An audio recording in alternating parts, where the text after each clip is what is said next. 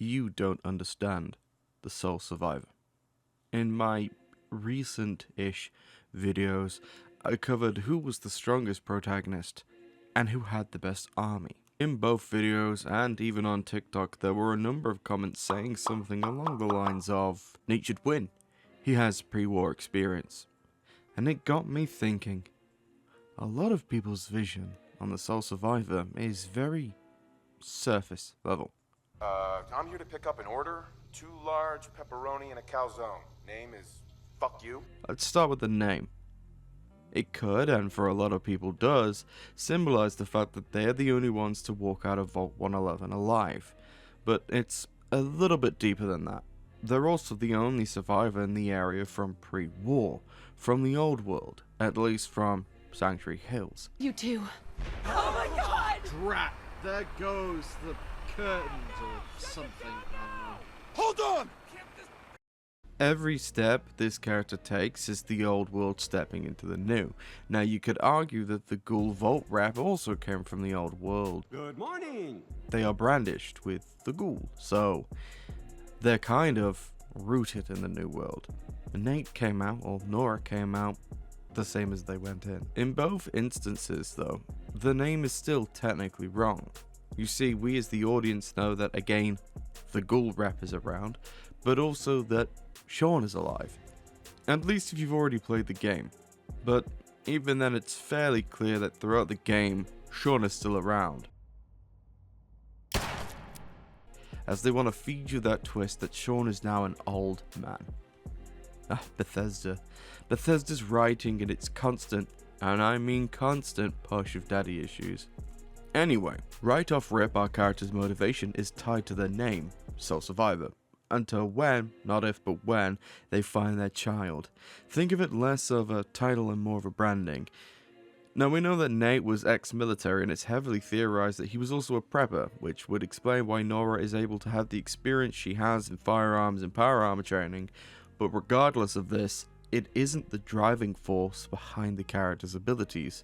There are instances where you're being watched. It's heavily insinuated that at times the Institute is right on your tail throughout the course of the game. This is through the eyes of the birds, as some of them are spies for the Institute. Father is watching, and with this knowledge you can assume that at some point probably assisted you. That's just speculation, but it would definitely help connect dots. Again, this still isn't the main reason why the sole survivor can do the things they can do. What is? Well, that's where we get into today's sponsor. Just kidding. I don't have a sponsor. I'm too poor.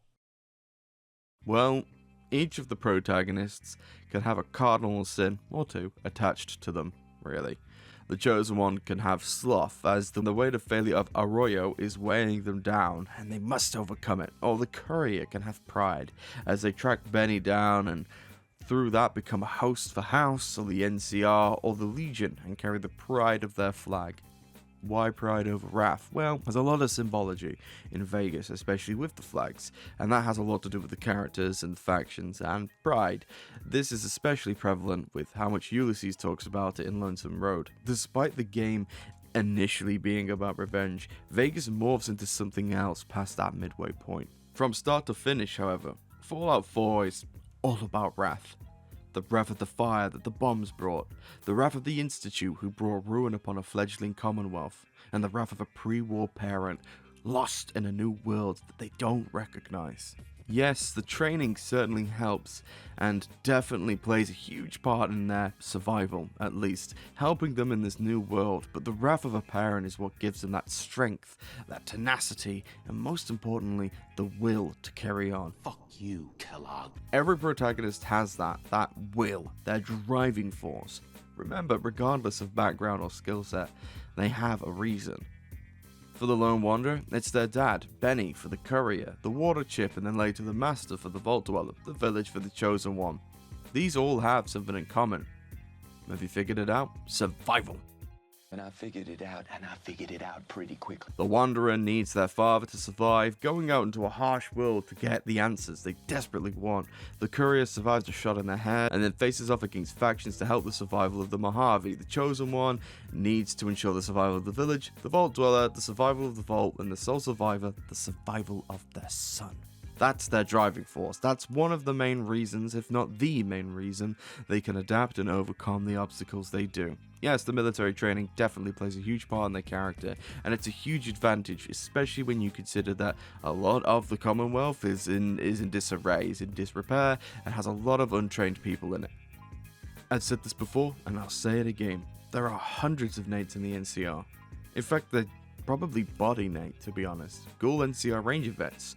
Some will have that pre-war experience that Night has, but also the experience of this new world. Night faces off, for the most part, against unorganized raiders, farmers, and scientists, with the occasional encounter of mutants, which there's way too much of, to be honest with you. And they do this not just because of their training, but because of their son. So why then, Ninethie, you rambling madman from beyond, you ask, does Nate carry on and defeat the Institute? Well, that's a great question, straw man I just made up for this segue. Nate/Nora shifts from fighting to find their son to fighting for the memory of their son. I'm of the mind that Sean isn't actually Sean, but someone or a synth pretending to be Sean because the Institute is wacky and just full of weirdos, but that's my own headcanon. Regardless of this, the Sean you meet does not carry the want, will, or love for the world that you might. They've gone through this metamorphosis to something you can't recognize. That's the whole point of that encounter. The sole survivor, rather selfishly, can fight for the memory of the Sean they knew, they want, they recognize, rather than whatever they've become. In essence, still fighting against the ghost of the Institute for a child they never found.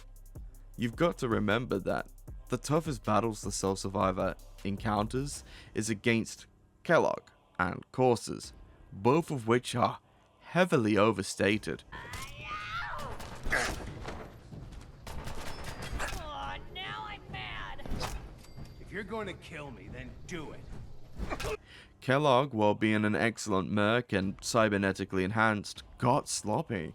If you recall the quest where we have Dogmeat track him, he leaves tons of clues as to his whereabouts, including the fact that he himself seemingly got injured. What does this tell us? Well, one, that he got sloppy. He lacked the challenge needed to keep up, refine, and hone his skill set, so when he encountered our vengeful parent, he simply wasn't prepared. And second off, he bleeds from encounters with normal wastelanders. And if you can make God bleed, well, people will cease to believe. You might think you're human. Courses are supposed to be tough, the toughest actually that the Institute has, and yet, not only are you able to beat the one you encounter, You? canonically, the Minutemen beat them too. The siege of the castle happens in lore as far as I'm aware, and there are courses that get involved in that fight, and the Minutemen beat them. So they're not actually as strong as they're made out to be. So why are they overstated? Because the two people that encounter them, or the two factions that encounter them, are the creators, the Institute, which are scientists, who heavily overstate them because they don't understand real-world combat. They've got no clue. They've got no experience. Their answer to everything is either to throw an army of Gen 2s at them, or some courses. And then the other faction that overstates them is the Railroad. And the Railroad just suck. So, of course they're going to have problems against the courses. No, in the end, the military experience Nate has definitely plays a huge part into who they are and how they're able to survive. But Nora doesn't have that. So what is the driving force behind the sole survivor? Wrath and the will of a vengeful parent.